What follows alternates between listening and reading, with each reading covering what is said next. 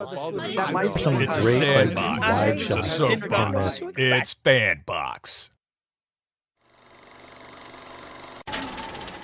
Welcome to the Real Study with your hosts, MrSniDBitS, I was pleasantly surprised. BlackGirlMarvel, I cried laughing. That was hilarious. TylertheFilmmaker. It's like so much depth. It's like nowadays it's, you got A shot, B shot. All the movie things. There's some great, wide shots in this. JeannineDaBean. Each other. They just kind of look like they were having fun and doing their own thing. Produced by Hyena. And me, the Real Study movie voice guy. But this was the first time where I got to see it told in a way where I was like, oh man. Let's go to the poster wall. Hello and welcome to the Real Study. My name is MrSniDBitS, and with me this evening is JeannineDaBean. Everybody else had to take the evening off, but that's okay because it's two of us with a double feature, so it works out perfectly. We will be going over Now Voyager, a Bette Davis film, as well as All About Eve, kind of the Bette Davis film, if you will. And these were, of course, Jannine's picks. We'll get to those here in a minute. Of course, here in July, we will be doing the Man of Steel review debate, if you will, and that'll be right before James Gunn's Superman comes out, so that'll be exciting. But before we do anything else, we're going to move over to the main wall and talk about some social media. Of course, everything you can see up above there is all the social media that we're on. You can also find us on Apple Podcasts, Google, etc., Spotify, if you want to listen to us there. So great for on the road, if you want to listen and talk about movies, or listen about movies, I should say. You can also find us on fanboxd.com as well as the Fanbox Podcast Network. So check us out on all of those. Janine, how you doing tonight? I'm doing okay. Apparently I have jaundice with this awful yellow lighting in my hotel room. It's a yellow light room. But that's okay. It's okay. It's giving maybe 2049, like Blade Runner 2049, or you've got it's a filter, right? It's yes, yeah. It was an artistic decision. Yes, of course. Yeah. I'm in LA this weekend for a birthday party. I went to my friend's 50th birthday party last night, and he was a Schmodown friend, so I got to see a ton of people from the Schmodown that I never get to see, so that was great. Awesome. I also met the son of a Star Wars legend dressed like Han Solo, so that was kind of awkward. But can you tell us who? Yeah, so I met the son of Mark Hamill, Nathan Hamill, and it was a 70s themed party, so you were supposed to come dressed like a 70s movie character, so I was dressed as Han Solo, and yeah. That's fantastic. Yeah, so I ended up chatting with him. Me and my friends were kind of chatting with him most of the night, and I was a little buzzed, so I kept taking out my blaster and pewing him. So yeah, but he still followed me on Instagram today, right? So awesome. I don't think I embarrassed him too much, or I don't think Mark and him didn't have blaster battles when he was a kid. It had to have happened. Mark seems too chill. So that's awesome. That's awesome. But that's being in LA, you can run into all sorts of people. So I know people who know people. So yeah, that's awesome. Well, we are going to get right into the same things we always do. So there's actually a couple of news stories we're going to cover. We'll get to that right now. Now it's time for the real news. All right. So Final Destination Bloodlines came out this weekend. And of course, Janine will be talking about that movie here in just a moment because she did get to see it. But this movie was the highest grossing Final Destination movie to date, which is now 6 films. So for the 6th film to come out and perform like this is pretty ridiculous. And it's not a small amount either. $51 million this weekend. And of course, we're still on Sunday, so that number will likely go up. And 102 million worldwide. For a horror movie, that is a phenomenal number, right? And a long time in between films. The last one was a very long time ago. So wasn't it at least 10 years ago or more, maybe 12 years ago, something like that? It's been a while, but so apparently Warner Brothers has been releasing all sorts of movies lately that have just been bangers, doing really, really well at the box office. So of course they're going, okay, Superman, do this for us. So we'll see. But this, we'll talk about how good the movie is here in a minute. But it looks interesting. The very first preview I saw for it, I was like, I don't know how I feel, but I tapped out after 2. kind of anyway. So anyway, the next bit of news is actually Buffy. The reboot has our Slayer, and this is, of course, Ryan Armstrong, I believe is her name. And she was handpicked by Sarah Michelle Gellar, is what I was told. Did you get to see the video of them? Yeah, I saw the moment of her telling her she got the part. Yeah. So there was a moment where Sarah said we're gonna have Sunnydale again, or she said she alluded to Sunnydale in the interview, like new Sunnydale, I think she said. Yeah, right. Which I think everybody was like, wait, what? And again, okay, spoiler alert. If you've never seen season 7 of Buffy, mute us for just a moment. But at the end of season 7, of course, we get the total destruction of Sunnydale, which is like, that's a big deal. And they show you the destruction, which means there's a hole in the ground the size of a city. I don't know whether they'll just like cover it in with dirt, garbage, vampire bodies. I don't know what they'll do. Or she was just talking more Sunnydale kind of, maybe it's like a new Asgard situation where they just find a new place. Well, or they park it right next to the hole and then put a little viewing area where you can like get the binoculars and look down into and where see, Sunnydale used to be. Yeah. So that'd be dark enough to fit the Buffyverse. I think so. It's a pretty dark universe that people. It was lightened up only because it was a teen show, but if you think about the like gritty nature of it, it is brutal. Yeah. Even though it's still pretty brutal. But I like to take it there. I like to think about how anyway, Buffy comes up and I don't shut up. This is a problem when it comes to Buffy. So yeah, do you know her? Have you seen her as an actress in other things yet? No, I'm not familiar with her, but she's in Skeleton Crew is one of the things I saw that she was in. So she's been up and coming, but she's actually a teenager going to be playing Buffy or Slayer. Yes, yeah. So that's interesting. We love to see that. Sarah was basically almost 18 or about 18 when they started shooting. Yeah. So she wasn't quite a teenager. Yeah. But they've been doing more of that lately. Kids actually playing the proper age. Exactly. Which I like. But it feels more believable. Yeah. It does. Yeah. When your high schoolers don't look 30. Yeah. You're 25 and you're playing 16. I don't understand I don't how really this works. believe that. There are a few actors that can pull it off. But if you look, Ryan does look a lot like Sarah Michelle. They look quite a bit alike in their presentation. So we'll see. It's gonna be fun to see them together. It'll be good. Maybe it was the charisma, like when they did the casting. She was there for that, and she was like, I could be your watcher, because I hope she becomes a watcher. That's what I want for Buffy. Yes. I digress. We also have a couple movies we watched this week. I would love to hear what you thought about Bloodlines. Yeah, and funny you say you tapped out at 2, because 3 is actually my favorite Final Destination. Oh, really?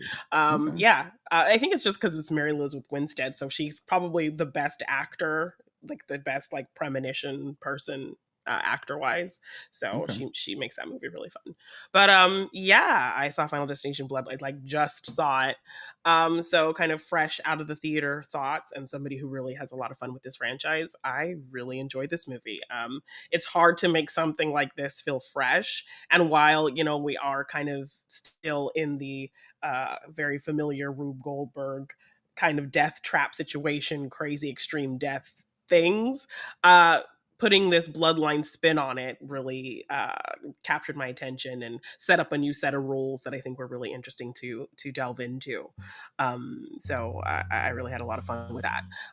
Tony Todd's part was really great. It was good to see him. They worked him into the story that makes sense, because I think the other ones he kind of just pops in and like he answers some questions, gives some advice, is a little bit sinister, and then leaves. But they actually kind of make a character and a backstory and this whole kind of thing with him, and it was really cool to see him, and just kind of him talking about cherishing life and all of those things. Like, he obviously knew he was dying, so the way he was talking about cherishing life in this great like kind of monologue he gives was so beautiful to see. So I love that they took the time to give him like a real moment, and that it felt really special. I look forward to that part without a doubt. So incredibly crazy fun kills. I think characters that because I think that's the people's problem with a lot of the characters. They're just boring, or they don't like them, or they're unlikable. I enjoyed seeing these characters. I was in there with them, trying to worry about them, like what's going to happen next, kind of thing. Right. So I liked our characters generally, and yeah, I think they did a great job with a lot of the kills. There are some like piercing things that happen, and I was seeing it with my guy friend who has his ear pierced, so I saw him kind of holding his face and wincing at those moments. But yeah, fun kills, really fun rule setup that we haven't seen yet in this franchise, because you have to remember, like, each movie, like, these characters don't really know what the other set of people went through, or like if they've established rules with one set of people in one movie, they're not going to know that in the next movie. Right. So I like that, we're getting a whole setup of different kind of how this thing works, and they made it make sense. So yeah. At 3, you change characters completely, because I know 2 has some of the same characters come back. That were in the first one, and they're all in the same universe because they allude to things from other movies, like the Flight 180 and these things. So 3 and all of those, they're all in the same world, and they kind of address other things, and even this one does, kind of address things that happened in other films as well. And there's a lot of like fun little nods to the other films also. So those are always good. Yes, gotta love the fan service, right? The fan service is what it's all about. Well, that's not true, but it is. It is and it isn't. It's a part of it. Yes, we want it, but it shouldn't be everything. Yes. Yeah, you bring up piercings being ripped out, and I've had that happen actually. Oh, I had God. a dog rip 2 of my earrings out, and this is why I don't wear earrings anymore. Like I had to go to the hospital and like get it all sewn back up. Oh, and everything. God. So yeah. So I've been there. This is why some horror movies I'm like, come on, man, I've been through this. I don't need to see this. Yeah. But hey, it's a horror movie. If you're not ready for dismemberment, and they want to get that reaction from you, that this franchise like it lives on that. So well, I mean, one person got crushed by the window that was from like 3 stories up, or that pane of glass. Right. Then of course there's the log, which is still a meme and will never. Be So yes, exactly. So, they had a fun with the log truck in this movie. I will say that. Nice. So that's awesome. Yes. I actually got to sit down and watch Axel F, Beverly Hills Cop Axel F. Okay. I wasn't sure if I was going to, because I'm really not a fan of legacy sequels. But I loved the Beverly Hills Cop movies. I thought they were all fun, and I loved early Eddie Murphy. This is one of the reasons why I was happy we were doing The Golden Child and other movies with Eddie Murphy, because early Eddie Murphy was probably one of the funniest people, period. Like, just hilarious. So I was like, okay, they literally bring everybody back for this, so let's see what this is like. What they can do. And man, I wish they would have done it 15 years ago. Everybody feels a little too old, and I don't. It's terrible to say, but like, I feel like they should have like done something with them all at a retirement center, and like they were like investigating play into something. it. Right. That would have been funnier if it was a little bit more satirical. Do 21 Jump Street style, right? Yeah. That would have been funnier than this. It's not that this was bad, and they do a good job with him and his daughter and the development of the characters. But it was the Judge Reinhold of it all, and it was just, he was supposed to be badass, but he looks just like an old dude that should probably be taking it easy. And then I don't know, he doesn't have his laugh anymore, because if you listen to interviews with him lately, he was like, I actually got rid of the laugh, because it got to a point where he would do his signature laugh and people would laugh at his laugh and not the jokes he was telling. And so he started to get really self-conscious about it, he said. And he said he purposely went out of his way to change his laugh. And so the laugh isn't even in this movie. Not in that way. Not that not that very signature. Right. So it was disappointing in that way. Not terrible. It's still a Netflix movie, but you can tell that he had the reins here rather than them, because it doesn't feel like every other action movie on Netflix, but it does feel like over the hill Beverly Hills Cop. And it's called it Beverly Hills Cop over the hill, and like play into like them being old and like not Yeah. being able to do these things. Because I heard him in interviews, and somebody kind of called out the fact that, like, he's supposed to be running down the street, but then we just cut to him already in the car. Yes. And so he's Yeah. like, I can't be doing any of that stuff right now. I guess he said like he injured his knee while he was sleeping. Oh yeah. No, you had to can have tell that they're surgery. all like So old. yeah, so, Too old to be cops still. Like I feel like you're in your Yeah. mid to late 60s. You should be retired. yeah. Just realistically. I do have to say that the effects were all really good because they looked like they were doing real stunts through the whole film. There was not much digital of anything, including like the helicopter sequences and Ooh, stuff. So, okay. and then Kevin Bacon is the antagonist. Oh. And he's great. So like it has its merits. It's not the other ones, and it was just 10 years too late in my opinion. But it was good to Okay. hear Eddie Murphy drop the F-bomb again. Yeah. That was nice because he kind of avoided that for a long Yeah, time. for a while. All right, so we've got a Bette Davis double feature we're going to talk about here. And we've got two stories that are completely different and yet somewhat similar in a little bit of ways. So Yeah. now Voyager, which is such a strange title, it took watching the movie to then go, oh, okay, now I understand why it's called now Voyager. Yeah. You've seen this, you picked Yes. this, Yes. you have the Criterion, I do. and what is it that draws you to Bette Davis, it seems, as well as this particular film? I just found it to be incredibly sweeping as I was watching it. And I really cared about this character. It was really funny to kind of see that very familiar trope of, kind of nerdy girl gets a makeover done Right. in the classic era. She's all that, right? Yeah. Yeah, essentially. So the fact that that's kind of what this ended up being, I was really intrigued by that. And when she kind of goes through this change she goes through, you're really excited for her to see how she's grown. And, this film has an affair in it, but the way that the affair is handled was really interesting to me. Like, they're so mature about it. Like, they get swept up with each other, this couple, and they kind of realize that they've made each other better individually, and that's enough for them. And so they can kind of move forward with their lives and just respect what they got out of it. And it doesn't have to be this kind of torrid thing. So I kind of love the mature handling of the affair. And, you're not wholly judging these people. You can kind of understand their perspectives on it. And I wasn't expecting that. So just found it to be incredibly beautiful seeing this character kind of have this incredible arc. So I was drawn to that more than anything the first time I saw it, and really fell in love with this movie. Nice. I noticed right away. I turned the movie on and was immediately enamored with the way the film looked. We were talking about that before the show. I really enjoyed the style of the film.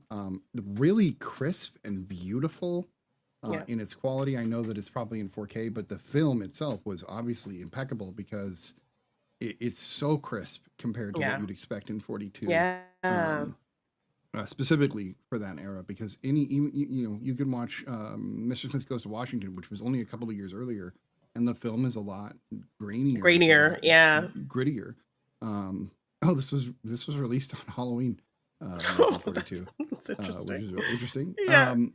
So the actor Claude Rains, I love his style and his kind of like his demeanor, and I love the way he was willing to push back against her mother. Her mother is so awful and overbearing, horrendous, terrible human being. And I love how he was like, you actually have damaged your daughter. She is having a breakdown because of you. I really liked that. And then him being there to almost, not because he's a shrink, but he's almost like, well, I'm seeing this person and all I'm seeing is that they've been oppressed. I'll just take them out of this oppression and boom, they blossom into this beautiful flower. Yeah. And it seems like that's just what he does. He's not really Yeah. being a psychiatrist. He's just helping regular people out of bad situations. Yes, and helping Almost them like to kind of psychiatrist Batman, or yeah, something. and kind of and kind of pushing them to try things they've never tried before, have Right. experiences, and Right. figure out what they like and what they are capable of. Right. When he took her glasses and broke them, I was still like, oh, dude, that's harsh. But apparently, like, she was being told to wear them by her mother because Yeah. they were just glass. They weren't actually like corrective Yeah, lenses. she didn't need them, and it Right. became kind of this security crutch. Right. Yeah, so Which she was being gaslit by her mother, like, for this exactly. whole time. It was so Yeah. that lady made me so mad. Yeah. The actress did a fantastic job of playing this Yes. crotchety old lady. Yeah. I'm told what that is she it? was like very famous in England, and she was like this huge trendsetter, this actress. Gladys Um, Cooper, I believe. yes. I Yeah, guess she was a was very silent film prolific. era Yeah. actress. Yes. Yeah, 100%. Which is always, I love seeing silent film actors in talkies, because you really do get to see that they were, if you watch, we talked about Babylon, and you Mhm. watch, some people can't make the transition. but Yeah. obviously Gladys She could. Yeah. There are others that we talked about on the show before that have made the jump. The actress from Night of the Hunter was another Oh yeah. actress, Mhm. that was silent era, and it's just nice to see Yeah. that happen. But Bette Davis is, I see why people were drawn to her. I see why she got so many roles. I see why she's so ridiculously famous, because her ability to go from meek, mild, broken Charlotte to confident Yeah, woman of the self-assured. scene, Yeah. right? She had all of that. And then the teacher in her own right kind of wanting to pay what she went through forward to somebody else and try to help somebody else. And then to see this performance and just how different she is in All About Eve. So Night that and day. right there, yeah, Yeah. she's, we're getting to see 3 shades of her across these 2 films. So Right. yeah. And I like that.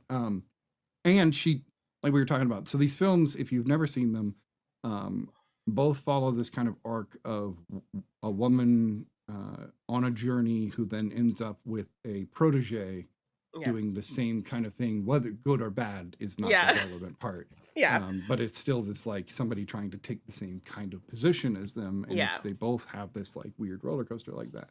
Or seeing yourself in this younger counterpart, and Right. that, and how that kind of progresses. Yeah. Right.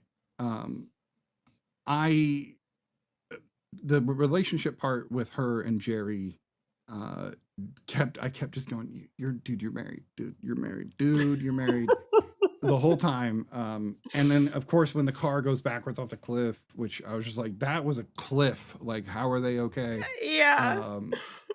And they end up spending the night together. Yeah. The taxi driver or the chauffeur never understood, obviously, what what talking they're saying about, and where he was 'cause taking didn't come them. back. Yeah. But that whole stay with me for 5 days, this, like, I get getting swept up in it, and I'm glad she admits later, she's like, look, I knew what I was getting into, dude. Like, I knew you were married. This was my fault for getting into this. But we never get to see his wife. Yeah, and I think that is also what, when movies do depict affairs and those kinds of things, and they want you to not wholly judge these characters, or, be in the moment with them, or be in this bubble with them. They don't really show, those outside things, so that you can focus on them. And then obviously you hear how terrible his wife is, how she is awful to their daughter, how she treats look at the him, way and has they kind of dress in stripped that him. photo, Yeah. right? And how she's stripped him of his dreams and beaten him down on the things that he wants to do. And the only reason he feels like he has to stay is for his daughter. So they kind of set up this reasoning so you can kind of feel, I guess, somewhat comfortable with it, which, everybody has their own moral compass. Like, exactly. some people will watch this and be like, what's the problem? Yeah. I have a problem with it, but that's just me. Yeah. I take that seriously. So Yes, I appreciate that our characters can acknowledge that, and I was able to kind of get swept up in the romantic aspect of it because of the growth that this relationship gives the both of them. Right. And the fact that they, don't try to even carry on with it. They just know that they have these feelings. They've, she's made him better in terms of, encouraging him to follow his dreams and do the work that he wants to do, and even be kinder to his wife, even though she's terrible to him.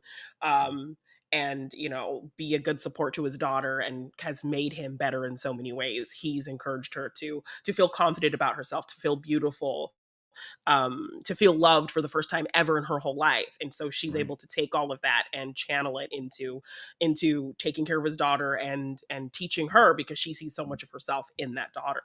So I love kind of the final line at the end of the movie, like, let's not ask for the moon, we have the stars.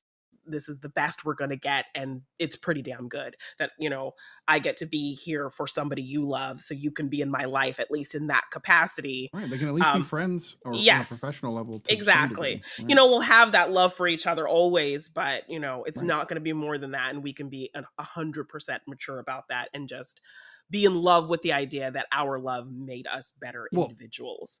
And together, their love is making this girl better. Like, exactly. Their love is blossoming into a whole another person. In a way, their relationship did become a real thing that created a new girl, a baby, almost like a baby born in a way. Which is weird to think about, but like that's kind of what happened. Yes. Yeah. The setting aside the infidelity of it all, their passion for each other, there was the moment where they're at the airport and she's going to get on the plane. And the whole darling thing, which I really liked, that she had never been called that. But he kisses her, which classic 40s kiss.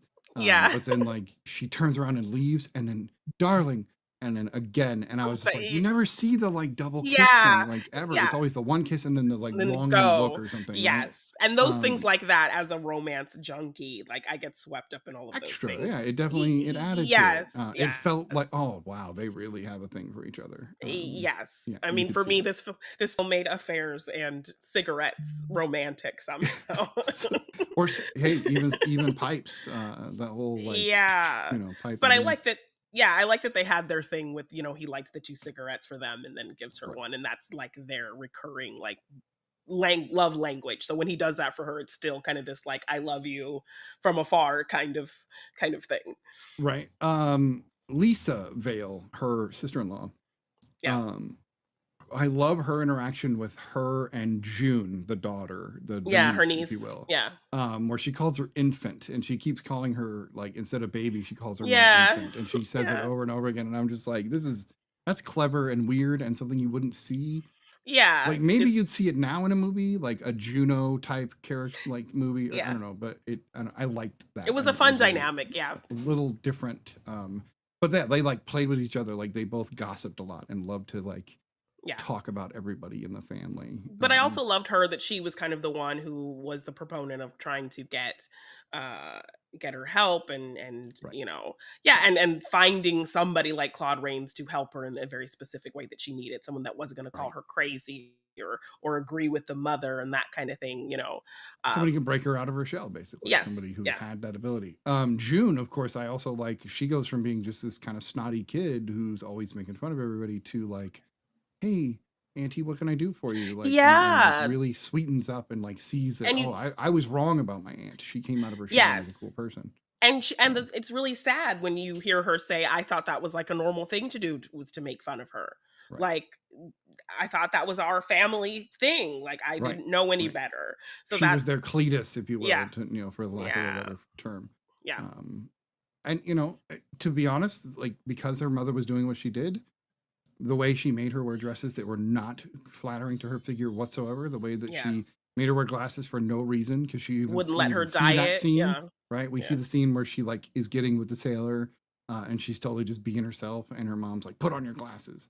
And then her bushy eyebrows, which the moment you see them, you're like, "Whoa, okay."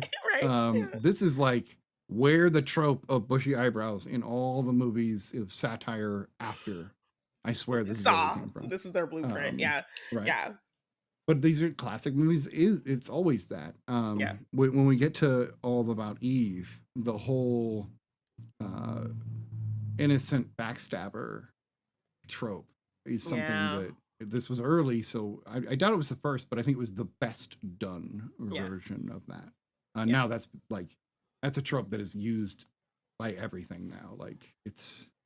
Yeah, I mean, you think of overused at something this like point. thinking about like something like The Substance, like is very Right. much, It's a all about weird Eve, but just turned on offshoot. its right, Yeah, turned on its yeah, head. yeah, Quite literally, yeah, it is all about Eve, but with body horror. yeah. Um, and I love this is one of the reasons why you have helped me continue to push for classics. But I love that we talk about them more because to me, I'm so fascinated by just these little things that I find. Plus, they're good movies. Like there's a Hmm. reason they still get 8s and 9s on all these platforms. Yeah, Um, but we'll get to all about Eve in a minute. It's just hard. It's hard not to have the yeah. crossover here. Anything else about Now Voyager? Oh, for those of you that don't know, if you haven't seen it, it's Now Voyager because she does go on a voyage. So Yes, she and actually, and I think that there's a line from a book that's like, now Voyager, kind of go off on your journey and kind of learn things and grow and that kind of thing. So it's a line from a book about kind of finding yourself and going on an adventure kind of thing. So yeah, and this was a book yeah, as well. So this was actually turned from a novel. It was directed by Irving Rapper, who when I clicked on his name, I didn't recognize much of. I guess Adventures of Robin Hood would be the other one that I okay, knew, but he was only additional crew. He wasn't the director. okay. So I didn't know him for anything else, but apparently he was 101 when he died. So that's Oh my gosh. impressive. Okay. Yeah, long life. Good job, Irving. Yeah. Good movie and good long life. Yeah. But yeah, no, I definitely see Bette Davis as like, for the lack of better gravitas. Like I see Yes, why why she was as big as she was, and right. uh, you should check out A Stolen Life as well, where she plays twins, and even the tech on that film of the twins like looks amazing. And this is pre-Parent Trap. Yes. Interesting. Yeah, I thought was Parent one of Trap her. was the first to do it. That's what everybody always said. No. Yeah, see, that always is the case, right? Yeah, it's A Stolen Life where she plays two antagonistic set of twin sisters who are kind of fighting over it's the almost same like man. The Craze, like where Tom Hardy plays in The Craze. Yeah. Yes. I guess The Legend is what his version is called. But anyway, Yeah. I'll have to check that out. I am impressed by her. And of course, Claude Rains hasn't done he's not done as many that I recognize, but I do want to continue with his filmography as well. Yeah, he's great. Notorious.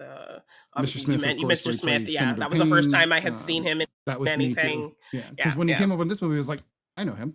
Yeah, because I've seen Mr. Smith like 10 times. I've seen it a lot of times. Yeah, he's the Invisible Casablanca, Man, of course, and then of course Robin Hood, the Invisible Man. So yeah, he's done some stuff, but not a ton that's like the top of my list. Oh, that's right. He was also in Lawrence of Arabia. That's what I keep forgetting. He was in that one as well. That is a long freaking movie. That is such a long freaking movie. Yeah. I digress.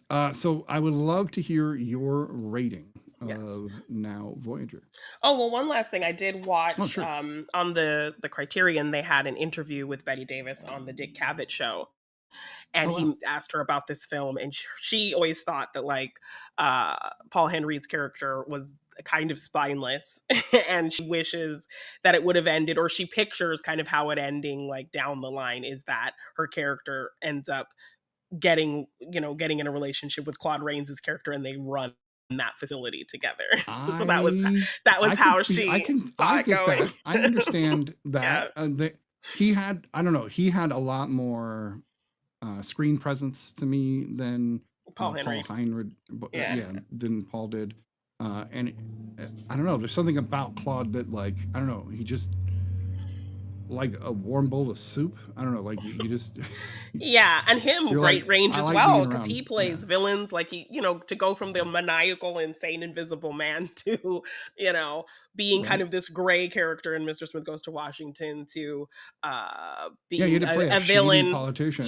Yes, to be this villain in Notorious, and then you see him in something like this where he's so warm and loving and a total and making cheerleader everybody for around him lead better, character. Right? Yes, and even the kind of fun, playful right? relationship. Yeah, and even the fun, playful relationship he has with Bette Davis's character is really fun to watch. And he's not judging her for the affair. He's kind of really finds a place of understanding with her in all things, because he knows like where she came from and what she had to suffer through. So he the most understanding. So love to see him in that vein for sure. So I Right. would have, Yeah. I agree with Betty Davis. I think, you know, as swept up as I was in this kind of little bubble with her and Paul Heinrich, in their relationship, because, you know, he's very handsome and all that kind of thing. And I think they did have great chemistry. I would have loved to see her, kind of end things with Claude Rains, and they have kind of this great relationship Well, and run it his would've just been a facility and little continue to extra, help right? people together. They Yeah. could have done 2 more minutes, right? And would Yeah. have wrapped it up with that. It would have been, the movie still would have been just as great, and you would have gotten this nice little perfect happy ending Yeah. for her. Yeah. Because it felt like they were trying to cap it off with a happy ending, but it is a happy ending. But it's not- bittersweet because, you know, But it's yeah, bittersweet, right? Exactly. you they make you fully aware that they still love each other, but it just can't be. So yeah. Right. Yeah. Let me hear your rating. Yes, I really got swept up with this movie when I first saw it. Loved revisiting it. I give it a 9. A 9. So you definitely, the romance comes top tier for you. Yes. I will give this an 8. Again, I think Betty Davis brings it. Claude Rains, of course, brings it. Overall, it's a fun movie, and it actually takes turns you don't expect, which is interesting. Yeah.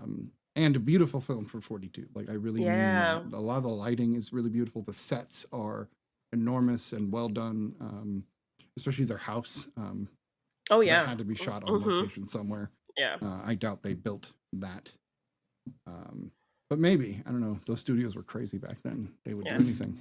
I always love to tell people about the B-50, or what was it, a B-52? No, it was a B-17 bomber that Hollywood stole and like cut apart to make movies with. Oh They, wow. like, literally went on to Edwards Air Force Base And and just stole it. snatched it up. Yep, and never got caught for it. I think they ended up selling the parts back to the government somehow. Okay. You know, Hollywood's weird. There's some weird crap out there. All right, so we also have All About Eve, which is the second of the double features here. This is, of course, the film that I think everybody knows Betty Davis is from. This is the film that you think of when you think of her. An early Marilyn performance. Right, which was so great. She was so cute in I this, know. but like also ditzy, you know. And Yes. I don't think she was as cunning as Eve. So that's probably No, why she was very didn't go cute. anywhere. I don't Right. want to make trouble. I just want to drink. Right. Like, I love that Um, delivery. She's interesting because, and we'll get into the movie, but she's interesting because I think of her and James Dean kind of at the same time, because they both did a few things, and he of course did even less things than she did. He did like 4 3, things before I think he 3 died. movies, Yeah, 3 or 4. it's not a lot. Yeah. And then she, of course, she did a few more than that, but still way too young when she died. So they have very similar paths, and they did work together as well, I think, in one film. Am I crazy on that? I might be crazy on that. I'll have to look. Yeah. I think I know what I'm it not is, sure. but so anyway, we got All About Eve. This was Yes. my first time on both of these movies, so with this one, I think I'll go first, since you presented Now Voyager.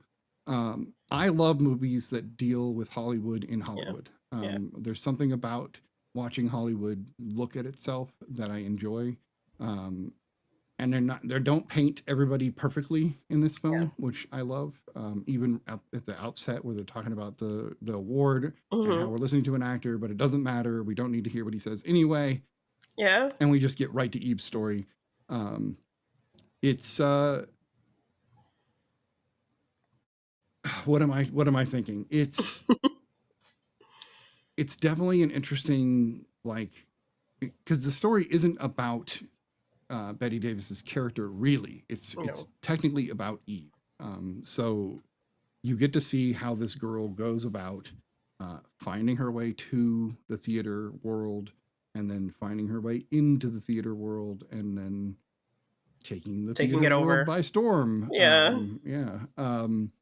And the whole time you're dealing with this girl that you think, at least it seems like it, she does a really good job of acting it, of just being around, because, you know, I love all of this. This is so great. I'm a fan. I just want to be such a part great of it. opportunity. Yes. Right. And Anne Baxter does a really good job of playing both sides of this coin, much like Betty Davis does in the first film we talked about, because she plays diabolical really well towards the end of this film. I really enjoyed Hugh Merlo, Lloyd Richards, there's something about his voice and his delivery Yeah. that really drew me into the dynamic of his character. But this whole like tight knit group of actors and writers and directors that are all friends but still deal with the theater Yeah. adds this kind of great backdrop to really what is Eve's story. Yeah. George Sanders. I love George Sanders so much. Such an interesting human. I had heard about George Sanders 30 years ago and was told, oh yeah, George Sanders was the actor who decided to kill himself after telling everybody he would, and then he did, but he did it like 30 years after he said he was going to do it. Yeah. And then he did. He literally wrote a note that said, I am bored with the world. I wish you all the best. And then just did it. But bored was unique. I've never heard that. Yeah. In a suicide note before. But I don't know. There's something about even just seeing Addison DeWitt, the character that he plays, that kind of makes you go, okay, I can see. I don't know. I can see him being that kind of guy. I don't know why, but it just kind of makes sense. Anyway, I digress. I thought that was really interesting. No, I'm a huge fan of George Sanders, voice of Shere Khan, and just love hearing him speak. Every time he said theater, I was just like, well, and he's so calculated, right? Like he's got such a like presence about him where he's just like, I'm in control of the situation and you're not. Yes. Yeah. And I love that, like, in most of his films, he always to me has a bit of like queer coding. I can see that. In this film in particular, he's kind of like the gossipy gay. Like I can see that. That energy. And trying to take on Eve as his beard in a sense. I can easily see that. But he does it in such a way. Anyway, so I love watching Bette Davis in this because she goes from being such a calm and collected star. She knows what she's doing. She's revered by everyone. And then watching her slowly unravel become more and more insecure and really delve into her insecurities. It's really interesting. She does a great job. You can see her start to slowly unravel and panic and realize, wait, this girl has it in for me. This girl's doing shady shit. And she does some really shady shit. Yes. I am sometimes, I don't know, I didn't expect it to go there, I guess. But this is what I do. I underestimate old films and think, oh, no, only new film does these things. And that's far from true. That's where they get them from, these films. Right. Now our films are just, either mimicking or embodying or pulling from, inspired by, or I'll do the same thing, but turn it over. So, which basically, now Voyager, we talked about She's All That. She's All That is, instead of it being anything like grand like a Voyager, it's literally just a high school teenager, and like it's the same idea of flipping her to a different person. This movie's long. I was surprised when I looked it up and it was 2 hours and 20 minutes. 218. And with old movies, it's like 216. Like that's like there's so few credits that it's 100% the length that it's advertising. While with movies now, you can have 5-10 minutes of credits. So what drew you to this film? But you said you like the pair of these. So what can you give us the compare and contrast? Well, just that it's kind of like probably her most well-known film, a very popular, acclaimed movie. So I wanted to put that up next to something where she's playing very different, so you could really get a sense of her range. And finally, just kind of check this movie off your list as a very kind of notable Bette Davis film as well. I think these themes are just also to get kind of a fun, well, not I guess fun, but an illustration of how this kind of women against women, the younger coming in to replace the old, and like we even see that pattern kind of continue at the end of the film with this kind of fun twist on the ending of this movie, how that is still so, you know, relevant today. So I love when I can, you know, show a classic film to somebody that still plays into a lot of themes that you see right now here today. So Yeah. not much has changed. So I Yeah, no, liked this that is aspect still of picking the this film as cutthroat of it, well. Yeah, right? yeah. That's something else before the show that I mentioned, that I assume, based upon what we see, that Margo maybe wasn't as cutthroat as Eve, but did, you know, have to Probably do find her something way similar. in Yeah, to get noticed and to get recognized by these directors and writers. yeah, I don't think they were just automatically friends, which just shows this like continuing cycle. yeah. But this is true with, it's not just acting. This is true, you know, lawyers do this kind of stuff. Like this is true with a ton of professions where it's not as easy to get in, so you have to be shady to find your way in Yeah, some cases. yes. And Eve makes up this whole backstory about, you know, moving there and you know, losing her husband in the war and this whole kind of tragic thing. And when they see, you know, how devoted she is, coming to the show every night and, you know, not having a lot of money and standing outside the back waiting to see blah blah blah blah. They're all intrigued by her and impressed by her, and Right. she, you know, woos them with the story, and she's giving a performance, like when she's telling this story and just lamenting about her life and the loss of her husband and how Right. hard it was. They're like captivated, so we're Right. already seeing how great of an actress she is right at the start. Yeah, So I even love Birdie comes in and like posts up, which I thought was really an odd moment, but she like yeah posts up and just like is keep watching. going. Yes, Yeah. yeah, and I love that, Um, and eventually, like some characters kind of start clocking her trick. So, like Thelma Ritter's character is like the first one to kind of say, "I don't know about that girl. Like, there's something off with it."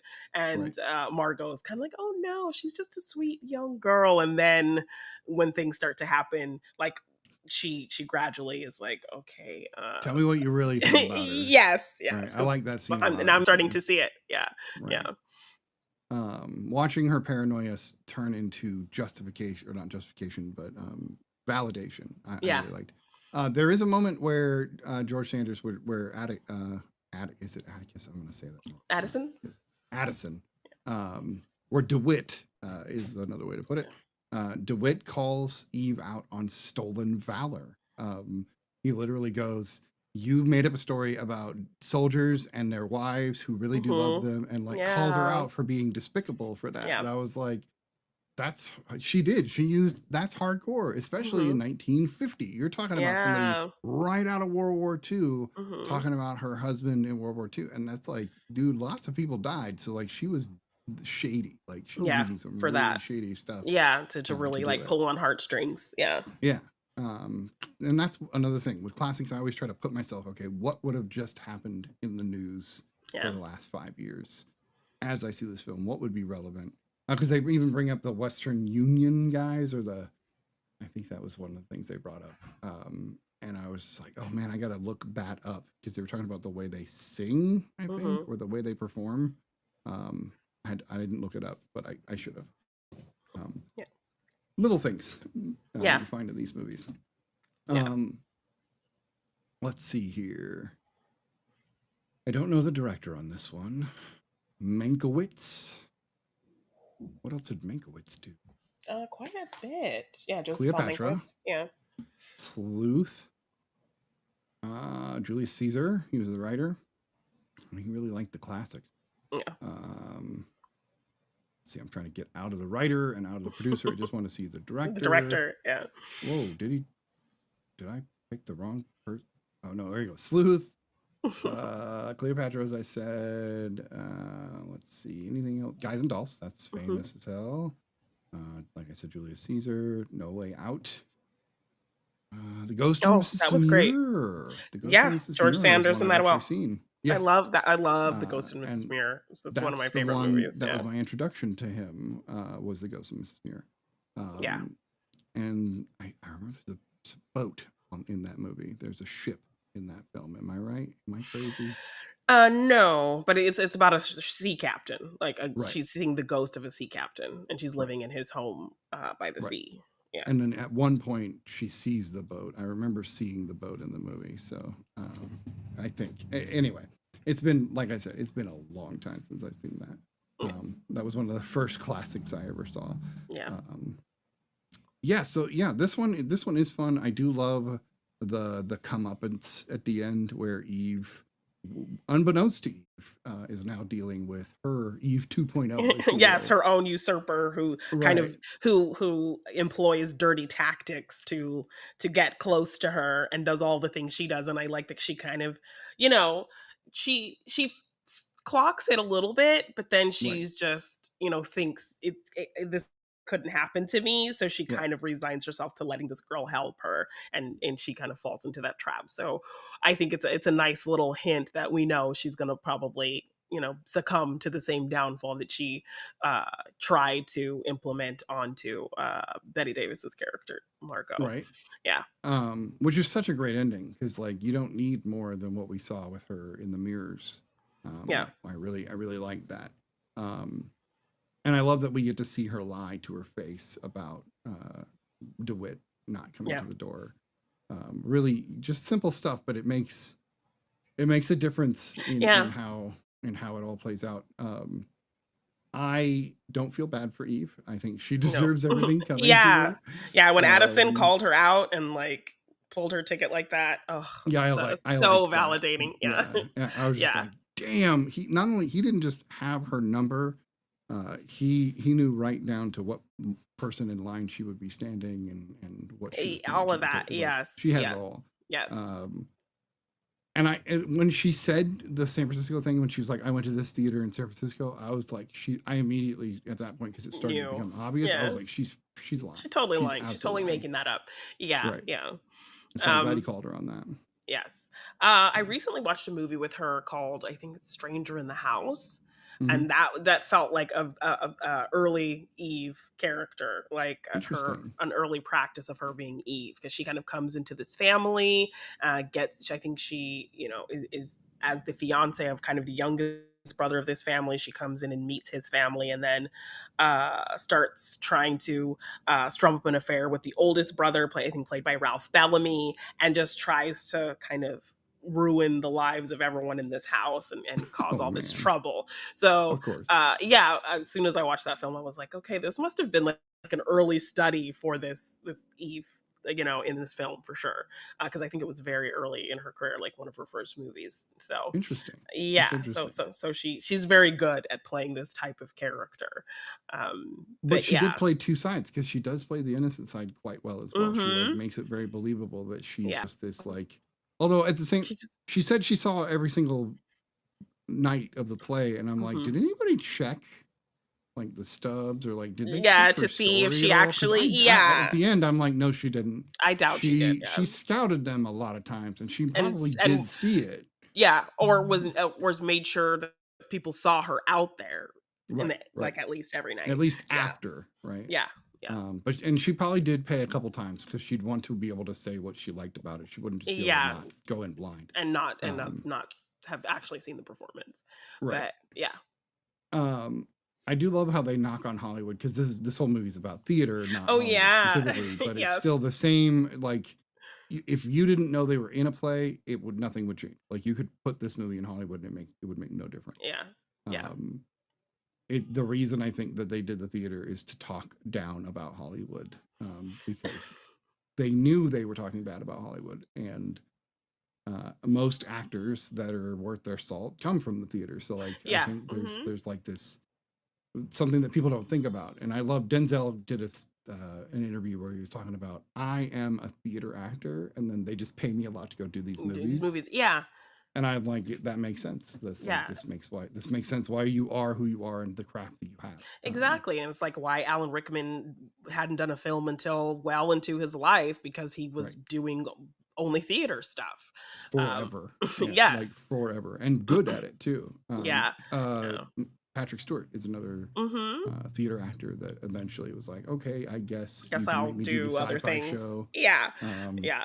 And then he's like, oh shit, that changed my life. Okay, I can do X-Men. I'll do all these weird things I don't understand. And I think it was also, I think very separate, just like how I think TV actors and movie actors kind of were very separate in those early At the time, stages. yeah. Yes, and now you would never see an actor doing a commercial yeah, when we were growing up that wasn't like they were unfamous when you yeah. saw them, and then they would get into movies. But you would never see Morgan Freeman in the 1980s or in the 70s or the 60s doing Yeah. like those actors didn't Being cross over. established as he was. Yeah, it was Right. very separate. Right. So I think theater and Hollywood were also very separate. And I like kind Right. of the illustration of that. I think one of the best sequences in the film is this party that Margot's throwing for her boyfriend and the director of her plays, Bill.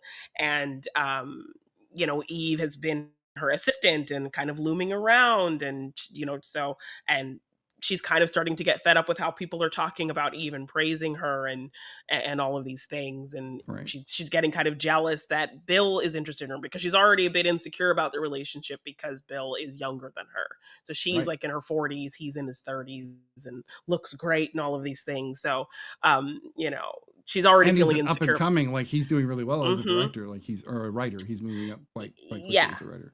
Yes, and so she feels like she's on her way out, essentially, with Eve's presence kind of looming. So she starts to really show these insecurities at this party and make a big thing of it. And then there's a certain moment where they kind of talk about a Hollywood actress being at this party, and the actress kind of showed up so late, and they don't even show who she is. We never see this actress, and then it's like I think 10 minutes later she's already leaving the party.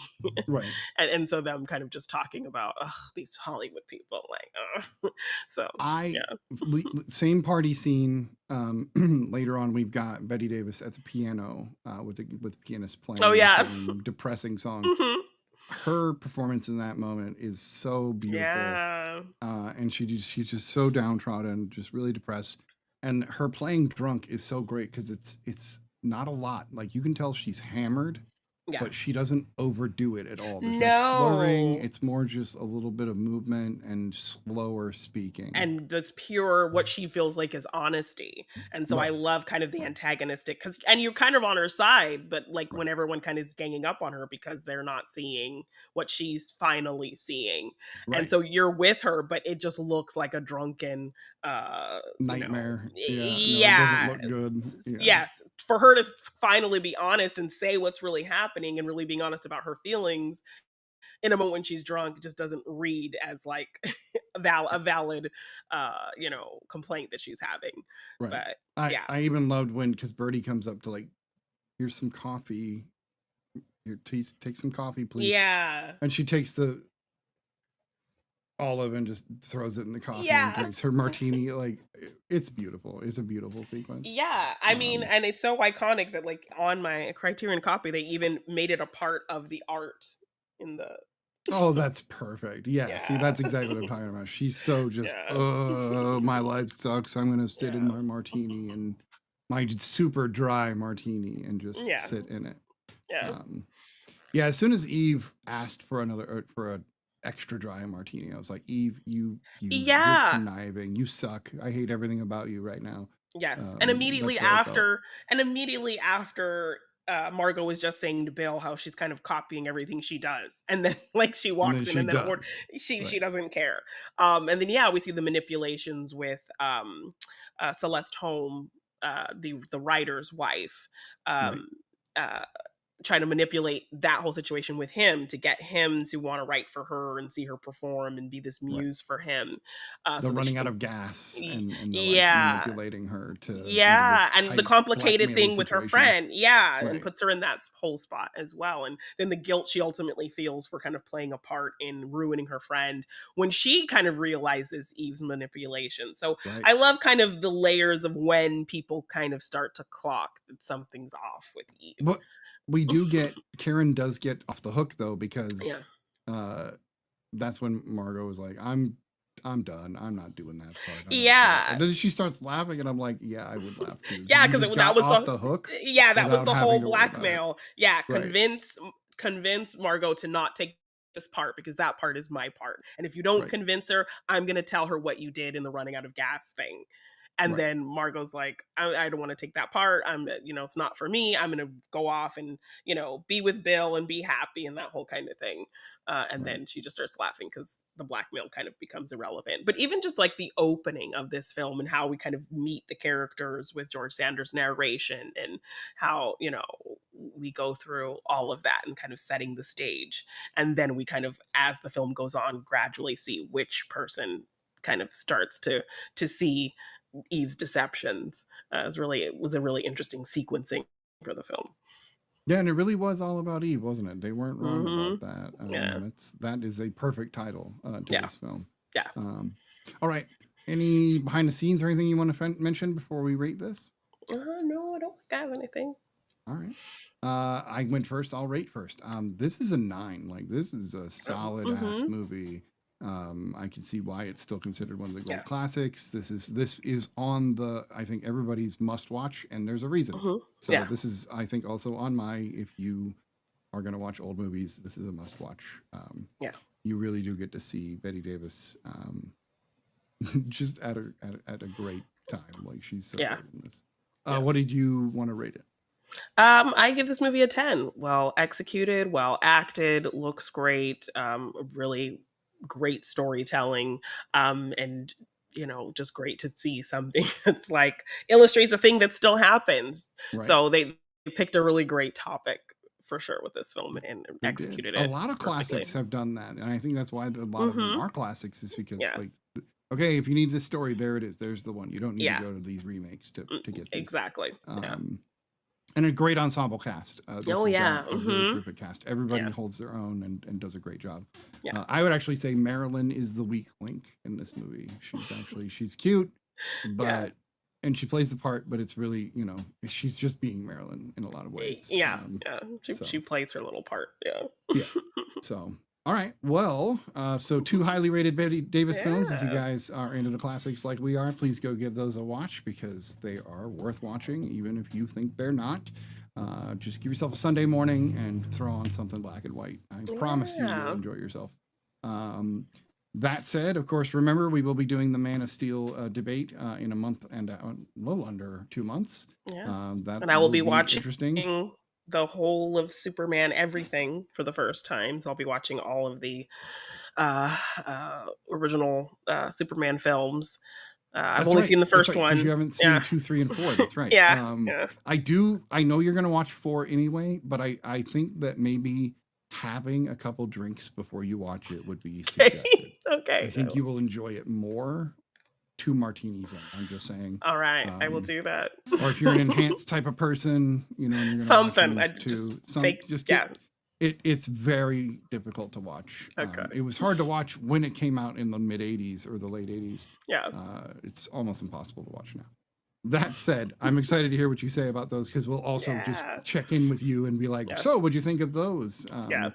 Because I probably will watch Superman again since it's almost been a year. So got to get my Christopher Reeve in. Yeah. All right. Janine, you're awesome. Thank you for being here tonight. Yes. Thank you for these great movie picks. And we'll have to hear what the other 2 hosts thought about them next I would week. love to hear their thoughts on these. We will be doing an all Roger Deakins weekend next weekend. It's because Brian and Deakins share birthday week. We're going to do it all for one thing. So pay attention to those picks as they come out this week. I don't have them yet, but they will be coming out tomorrow, and you'll see the promo as an audience member here as the week goes on. That said, this has been episode 29 of season 4 of The Real Study. We appreciate you stopping by. See you guys. Bye.